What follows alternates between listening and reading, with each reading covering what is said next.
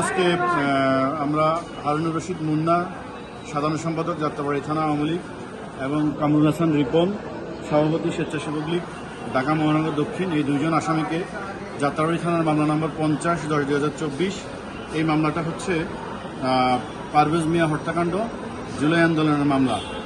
এই মামলায় আমরা আসামিদের সম্পৃক্ততা পাই, আসামিদের গ্রেপ্তার করি এবং আজকে 7 দিনের রিমান্ড চেয়ে বিজ্ঞ আদালতে আসামিদেরকে উপস্থাপন করি।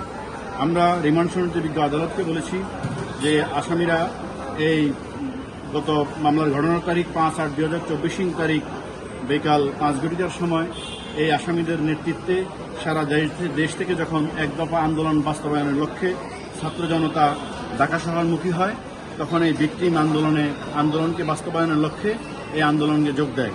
সেই আন্দোলনকে প্রতিহত করার জন্য এই আসামিরা সেই আন্দোলনকে প্রতিহত করার জন্য মুহুর্মুহু গুলি চালায় এবং কয়েকজন আন্দোলনকারীকে হত্যা করে। তার মধ্যে পারভেজ মিয়া গুলিবিদ্ধ হয়। এই পারভেজ মিয়ার ঘটনাস্থলে মৃত্যুবরণ করে এবং আমরা এই আসামিকে রিমান্ড শুনানিতে বিজ্ঞ আদালতকে বলেছি এই হত্যাকাণ্ডে স্থানীয় আওয়ামী লীগ, যুবলীগ এবং স্বেচ্ছাসেবক লীগ সহ নেতাকর্মীদের কার কি ভূমিকা ছিল, তাদের নাম ঠিকানা সংগ্রহ এবং তাদেরকে শনাক্তকরণ এবং এই হত্যাকাণ্ডে যে অস্ত্র ব্যবহৃত হয়েছে সেই অস্ত্র উদ্ধারের জন্য এবং এই হত্যাকাণ্ডে এই আন্দোলনকে প্রতিহত করার জন্য কারা ভূমিকা রেখেছে, কারা অর্থ দিয়েছে, কারা অস্ত্র যোগানদাতা ছিল, তাদেরকে ফাইন্ড আউট করার জন্য আমরা এই আসামিদেরকে 7 দিনের রিমান্ড আবেদন করি।